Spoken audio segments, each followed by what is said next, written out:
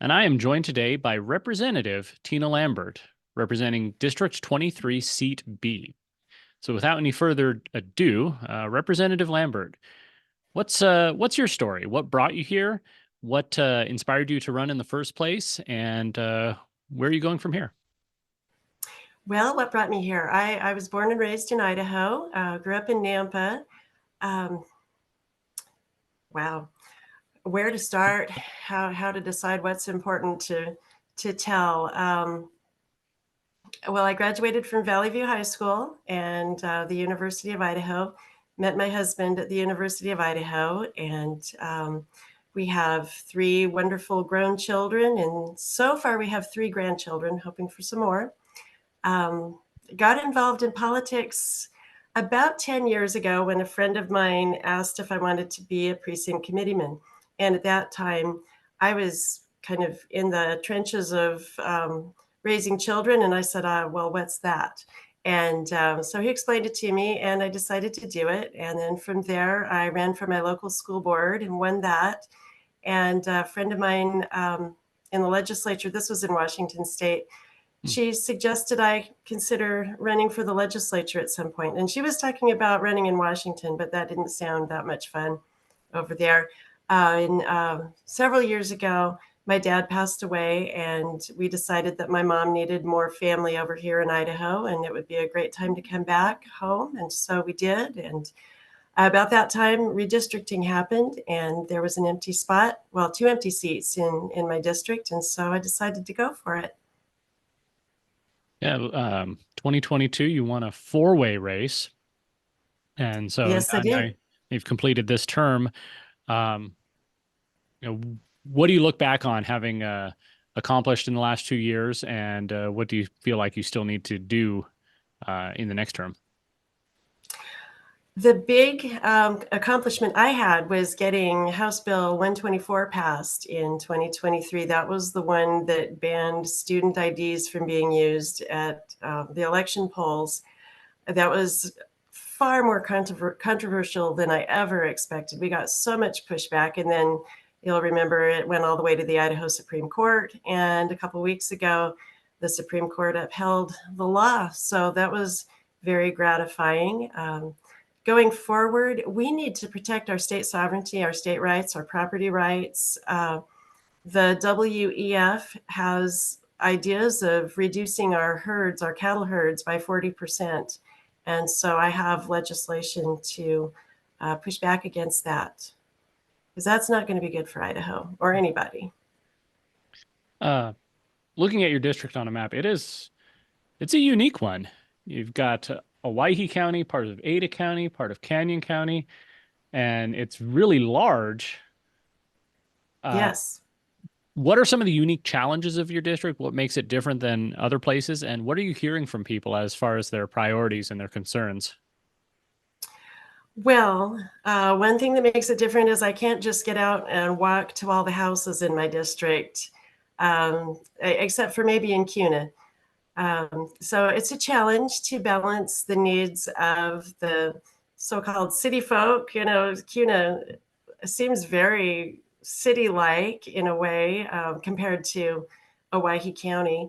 So balancing what they want with what the ranchers in Owyhee County want, um, that's a challenge. Well, you mentioned ranchers, and that's obviously a big deal. But you also mentioned, WEF and plans to reduce herds and things. Uh, it really seems like I see a contradiction in that, the political establishment generally claims to support agriculture. They support things like subsidies and, government involvement and, H-2A visas, but also they don't seem to be worried about these, you know, federal and even international regulations that could harm our ranchers and farmers. Um, what do you need to do in the legislature to support our agricultural industry and as well as the individuals who are part of it? Well, I think in the legislature, we just need to make a way for ranchers to take care of their business on their own. And we need to get the government off their backs. I think the government doesn't need to support ranchers. Ranchers just need to be able to ranch. One challenge I think we have, though, in Owyhee County is 80% of the land is BLM land. Hmm. So that, I think, makes it a bit difficult um, to have control, sovereignty over the land What and can the you water. what can you do about that with the federal government, you know, saying, you know, we're taking this land? How do you fight back against that? It's, the federal government's not a pushover. Right. Yeah. Well, I'm still learning, and I like to visit with the folks who are doing the work of ranching out there on the land, and just find out what they know so much. So I learn a lot from them, and I'm still in the learning process. Probably always will be, of course. So I What are don't some have an answer quite Well, yet. what are some of the things you've learned from talking to people, not just ranchers, but everyone else throughout your district? What have I learned? Well, the people in my district really value limited government and fiscal responsibility. They're fed up with their taxpayer money going to all these programs, and they want it to stop. They want to keep more of their own money. Along that line, one thing I've heard from perhaps the one thing that everyone's concerned about from North Idaho to the Treasure Valley to Eastern Idaho and everywhere in between is property taxes. Uh, Everyone wants the legislature to do something, but of course, property taxes are local government. It's counties, cities, school districts, fire districts, library districts, cemetery districts, everything else. Um, Obviously, last year, the legislature passed House Bill 292, gave some property tax relief. Is there, do, do you have ideas on what else the legislature could do in that area to, relieve the burdens, especially on people whose houses have, gone up in value tenfold, and now suddenly they're paying a tremendous amount of money to the government just to live in their own house? Yeah, well, I think it would be fantastic if we could eliminate property taxes for everybody. That's probably not something that's going to happen anytime soon. Um, Eliminating property taxes for people who are retired would be awesome. Or if property taxes just went for things like fire and police. Um, I don't think that property taxes going to the library districts is the proper role of government. Our property taxes go to a lot of things Mhm. that probably are just what not what the founding fathers had in mind. Do you have an alternative for, the things that they support now, cities and libraries and everything else? Well, I always like people paying for the services that they use. So if I want a library card, how about I pay $100 a year? That sort of thing. It's just not up to the taxpayers to pay for all these things for everybody else. That's my perspective on it. Well, I think that speaks to a larger debate I've seen over the last few years within the Republican Party that I'm trying to make sense of. A lot of folks say that the purpose of government is to protect life, liberty, and property, and that should be its, sole domain. But then other Republicans will say that there are things that the government should be involved in, whether it's, like the launch grants, subsidizing high school graduates and their workforce training, or emergency medical services, or adjudicating water rights. There's all these areas where the government over the last really 100 years has gotten its fingers into. And uh, even if we want to remove it, I'm not sure how. So I guess it's two questions. How do we draw the line? Where do we draw the line in the role of government? But also, if we do need to roll it back, what's the actual mechanism for doing that? Right. You're exactly right. The government just grows. It's like some sort of strange, I don't know what the word is I'm looking for, but it just wants to grow. It gets bigger and bigger and bigger. Um, you mentioned the lunch grant. That is just pure socialism. I could not believe it when in my first session I heard those words come out of the governor's mouth, that we were going to provide money. I was like, Joe Biden's plan to forgive student loans, which is really just moving it to the taxpayer. Mhm. But anyway, and uh, in Idaho, we're going to do that on the front end, give it to students to start off. That was astounding to me, and I'm completely opposed to it.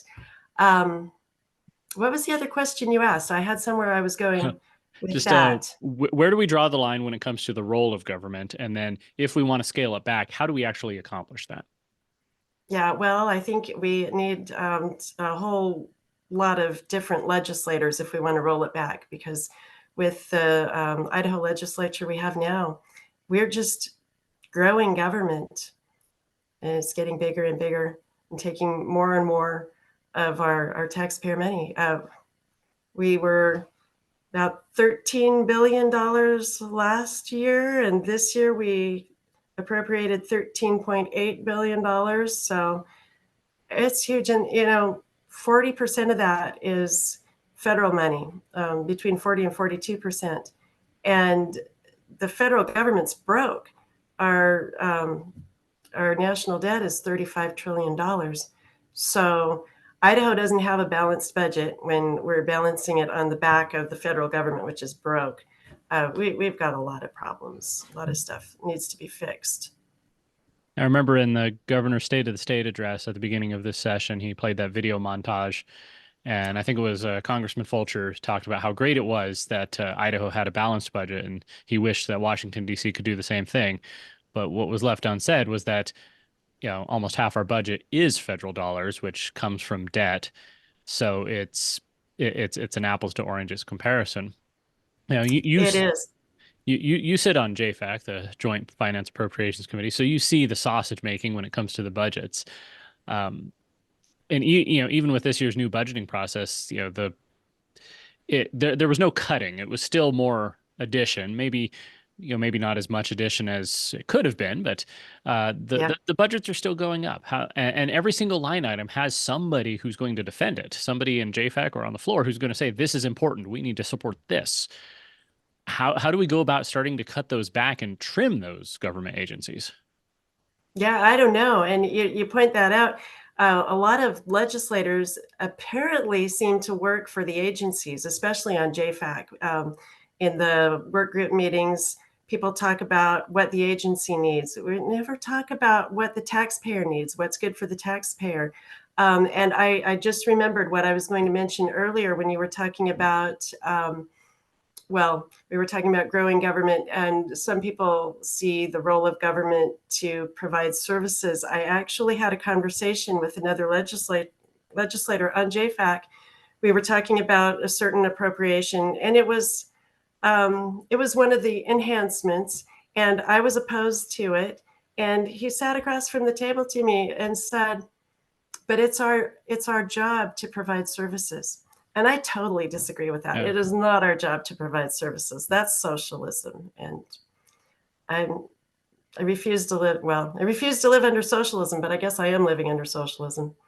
Well, that's the trick, isn't it? Uh, even Idaho's constitution was written during the progressive era, where people had all these grand ideas about what the government could and should do. So, the clause about how the legislature is required to fund and provide a uniform public education system, that's a service that we're required to provide because it's in our constitution. So I don't know. It seems like a very monumental task, Sisyphus pushing the rock up the hill to try and to try and scale these back, but it's necessary. Obviously, the federal government's not going to be providing endless money forever. Eventually, something that can't go on won't, and we have to be ready Right. for that. Yeah. Speaking of school, though, uh, obviously we have our public school system, for better or for worse, and the defenders of the system, you know, they just want more money. They don't want more accountability or, changes to the system, just more money. But then there's school choice. Obviously, we have school choice, and that parents can send their children to private schools or public schools or charter schools, home schools, whatever. Um, the question is, though, should tax money follow those children? And if so, what thresholds of accountability, how much, what form? The ESA bill was defeated in the Senate last year. The tax credit bill was defeated in committee this year. What would you like to see in that realm? Well, I'd like to see some way for the tax burden to be reduced on those families that choose to take responsibility for their children's education. I've always thought it was not right for homeschoolers and folks who use the private schools to have to pay twice. They're paying out the tuition, or they're paying for the homeschool books and whatever other things they do, and then they're also paying for their local government school. Um, I don't know that I love the idea of giving what is like taxpayer money to folks who are educating their kids at home or using private schools, but in a different sort of way, being able to reduce their tax burden, where they just don't have to pay that money in the first place. I don't know how that works. It's difficult and it's complicated, but there's got to be some way just to reduce the tax burden for the families who aren't using the government schools for their kids. Sounds like a tax credit would be maybe the closest thing to that. I think But so. that Yeah. couldn't even that didn't even get out of the House committee. There's, too many No, folks who are just, public education or bust. I know. And public education is not doing the best job. If there was more competition with schools, those public schools would improve. Mhm. Competition always does that. Um,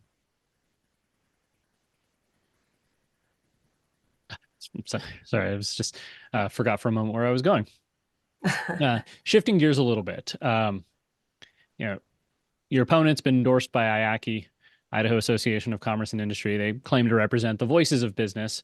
And on your scorecard, because they score too. It's not just Idaho Freedom Foundation that scores lawmakers. Right.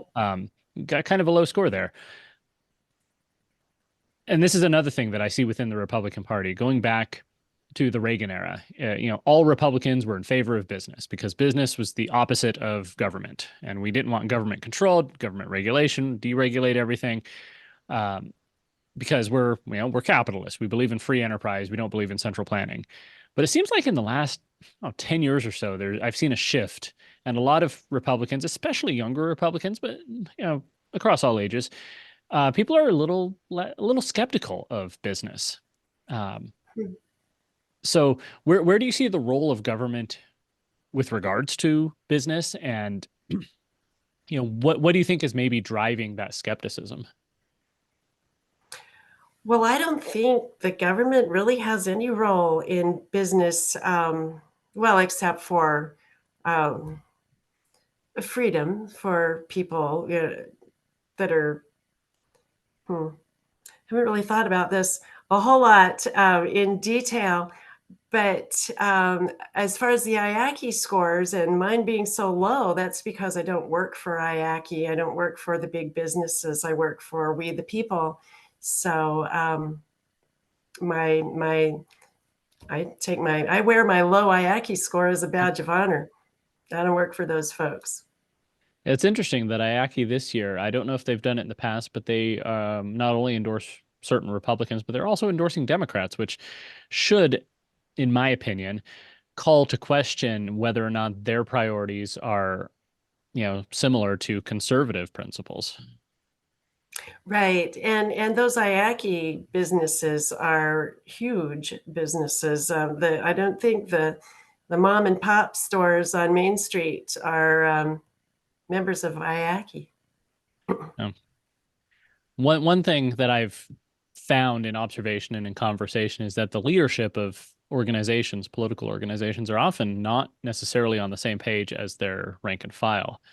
Um, was just having a conversation with someone else about the teachers union, and obviously, there's a lot of good teachers out there, good conservative, principled people, but the teachers union is very much skewed to the left, and I think the leadership of you know business organizations and healthcare organizations, the associations that are directly plugged into politics, um, obviously their priority is going to be you know working for themselves, getting government Right. to give them subsidies and carve outs and tax breaks and things.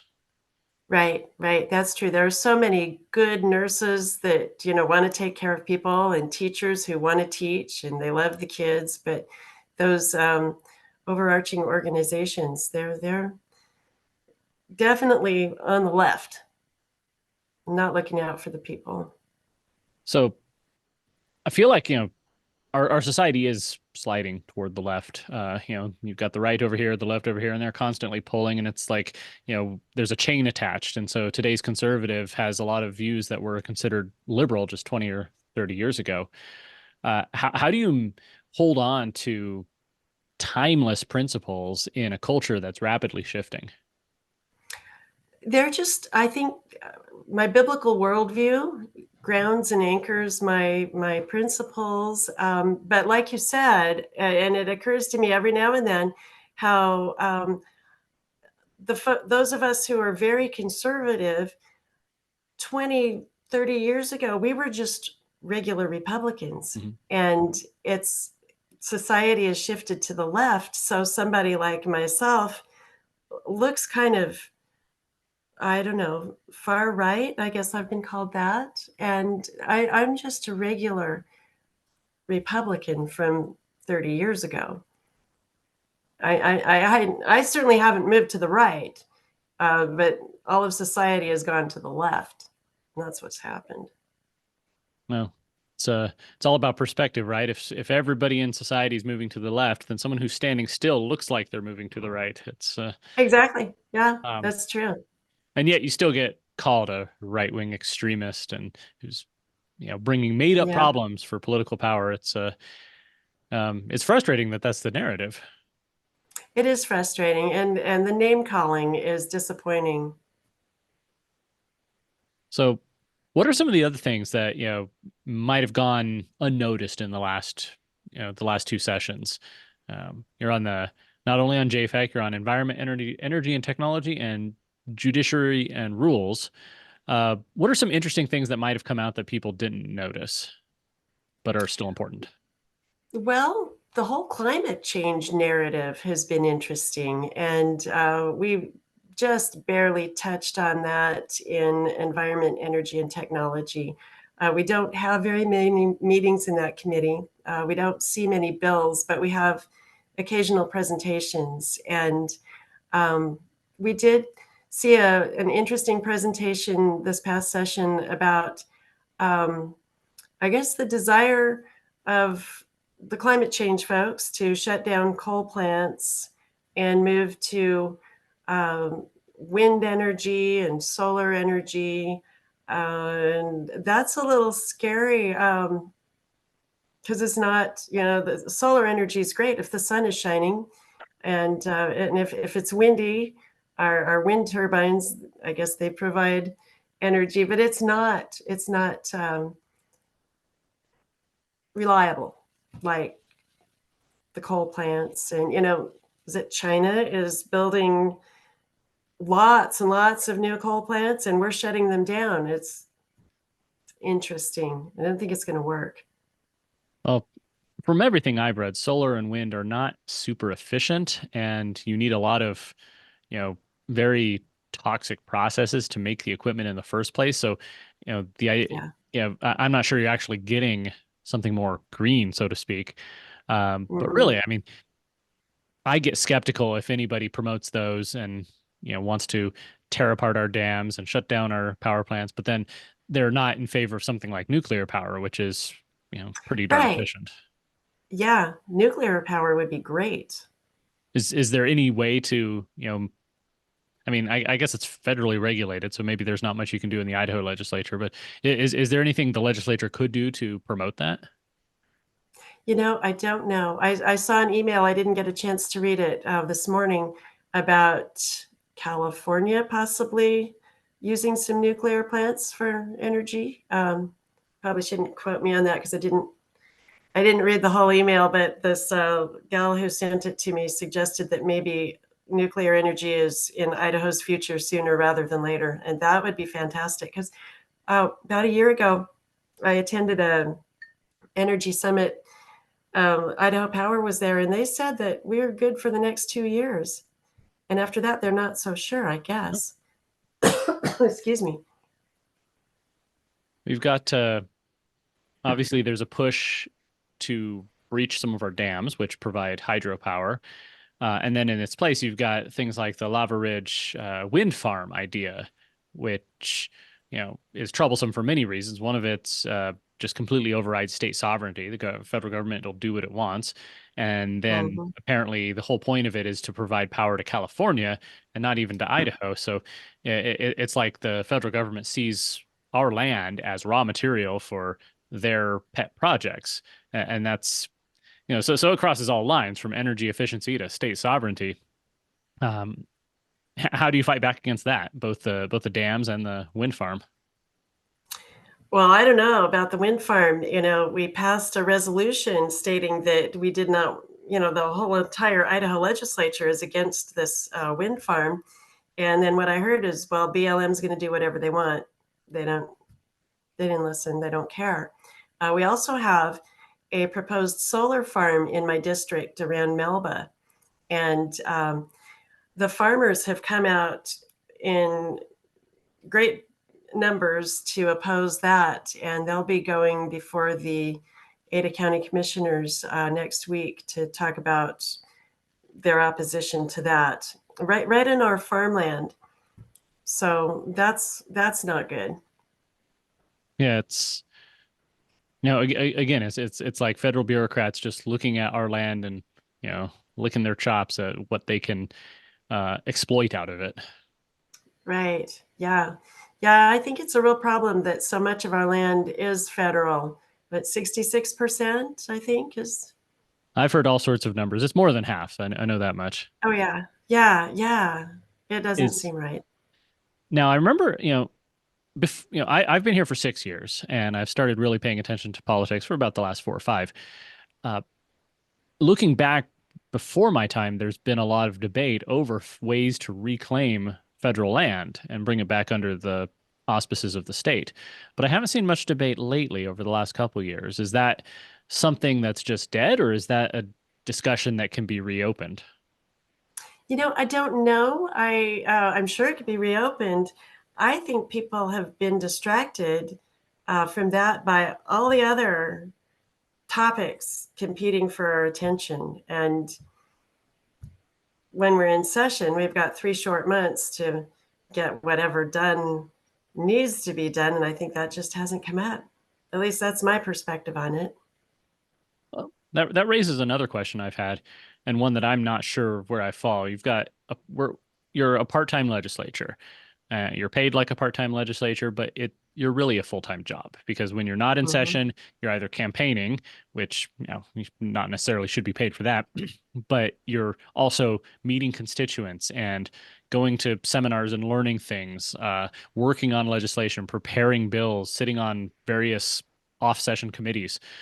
Uh, do you think that there's uh, any good reason to go to some sort of full-time system where perhaps there's more time to evaluate bills, and also perhaps a full-time paycheck, maybe 3 times, 4 times what they pay you now, would open the door for people who are stuck in 9 to 5 jobs and don't have the financial freedom to take 3 months out of their lives?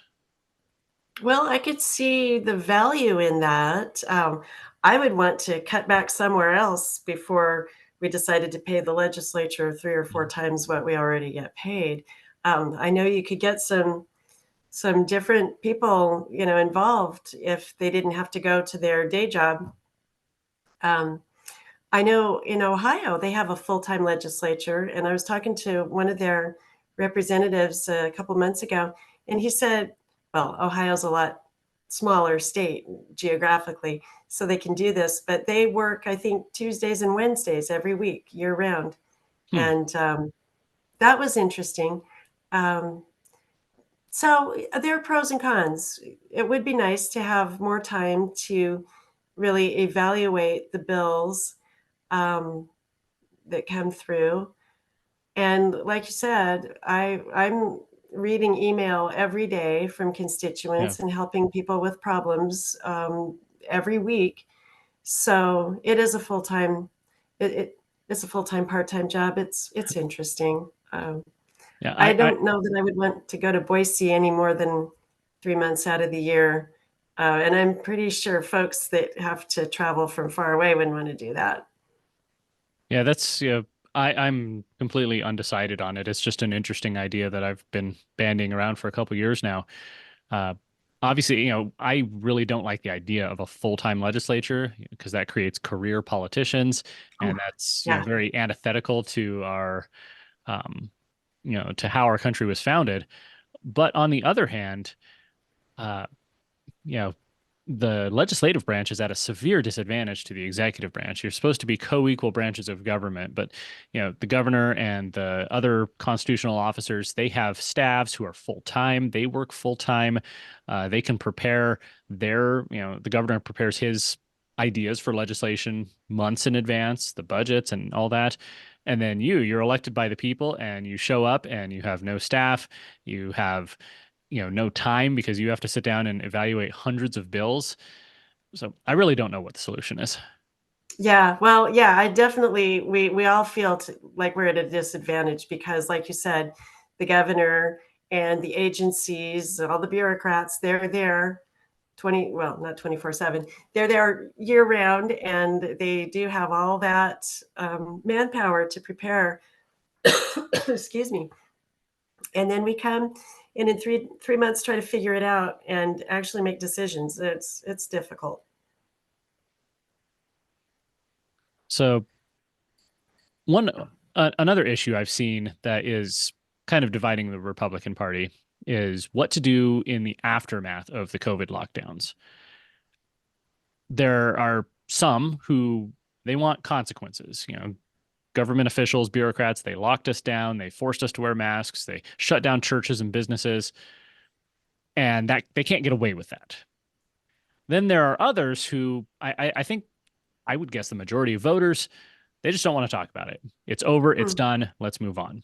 So, how do you in the legislature create make it so that it doesn't happen again? So that government bureaucrats and health districts don't abuse their power again, but do it in such a way that you know, it doesn't seem to the normal voter that you're living in the past and harping on things that are already done. Yeah, that's difficult. And we have tried. We've tried to pass legislation, and I can't at the moment remember, which has passed and which got held up, but just trying to um, push back on I guess the liberties that they've taken in, like, the bureaucrats, the health district, um, saying, you have to mask or closing things down. And it's been difficult to actually accomplish that because we do have legislators who feel like, well, that's over, that's done with, let's move on. Um, or legislators who thought it was a good idea. Hmm. Yeah. We've Yeah. got all of that. I guess that's the third group in there of people who thought that it was reasonable and proper that that happened. And Yes. yeah, I watched the debate on there were two bills, one to ban mask mandates by government organizations, and the other to um, just tweak the wording of the authority of the health district so they don't have the authority to do Right. all things, just necessary and proper things, or reasonable and proper. Right. Forget what the Yeah. exact words were. And both those bills failed, which Okay. boggles the mind. I couldn't remember it. There's so many bills, but yeah, that's this is Idaho. It's shocking. Yeah, And those were reasonable bills. So apparently we want them to have that authority to tell us what to do.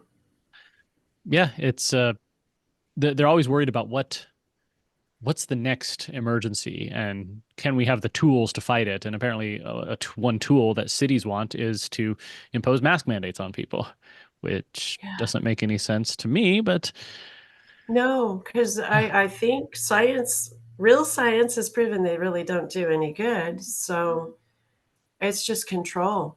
And that's something that was one of the reasons I ran initially was to just push back against um, government wanting to control the people. yeah, and that's again goes back to the you know timeless debate about the role of government. There we are, right back there. Yeah. And one thing I've learned, just reading politics, watching politics, is that people in power, they'll always find a way around restrictions, around the law if they want to. And that's why, as strong as the laws we can make against government overreach, we need good people in government. Otherwise, they'll just do what they want anyway. So much of what they did during COVID was not according to the law. Right. Yeah. Um, so it makes Yeah. a difference who you vote for. It does. It matters. And around here in Idaho, in the primary, it matters to decide which kind of Republican. I've met people, and I'm sure we've all met people who have said, well, I just will vote for the Republican when the general election rolls around. Mhm. And you can't do that in this state because the primary is where you decide which kind of Republican you want. A Republican who's going to work for the governor or the agencies or lobbyists, or do you want a Republican who's going to work for we the people? And that's my stand. Is I work for we the people. I work for my constituents, and I don't work for the governor, the chairs of my committees, or anybody else. That brings up a question. You've been there now for 2 sessions. So you know that when you walk into the Capitol, you're swarmed like locusts with people with the green name tags, lobbyists for every which thing. And yeah, I'm not saying lobbyists are necessarily bad people, but they each have an agenda for themselves or for Right. their client. And a lot of them, well, they know what they're talking about. They're experts in their fields, and so and their job is to convince you of things. So in that environment, when you're surrounded by all those voices, how do you stay grounded and hear your constituents' voices? Well, I read my email and I talk to my constituents. And I will say that I will occasionally go to a lobbyist and ask a question, if I need something clarified about how a particular bill, how it affects people. But, and I've noticed that the lobbyists tend to really swarm to the people who are um, more easily swayed. So I don't have a lot of lobbyists swarming me. I think the first session they wanted lots of appointments with me because they didn't know me. Um, so I guess they wanted to know where I stood on things, and they wanted to influence me. The second session, it was pretty quiet. I think the lobbyists had figured out that I was working for my constituents, and I'm not going to do what they say. I'll come to them and ask some questions if I need to, but I don't work for them. So that's how I stay grounded. So along those lines, as you've been campaigning here for re-election in the primary, uh, what kind of reaction are you hearing from people? Is there support, skepticism? What's the mood in District 23? Oh, well, I've been doing a lot of door knocking, and people are so receptive. People are worried about the country, and excuse me, when I point out that I am the conservative candidate and working for reelection, and I represent them. I point out that I represent them and not the lobbyists. They're just very supportive, and it's been really fun getting out there and getting to know people and finding out, who they are, what they're thinking. It's been great. Well, I've appreciated your time. We're coming up on the end, but before we go, is there anything we didn't cover that you think is important for people to know? I think we got it all. Yeah. Well, in that case, do you have any closing thoughts? Any closing thoughts? Vote for me on May 21st. Representative Tina Lambert, uh, House of Representatives, District 23, Seat B. Thank you.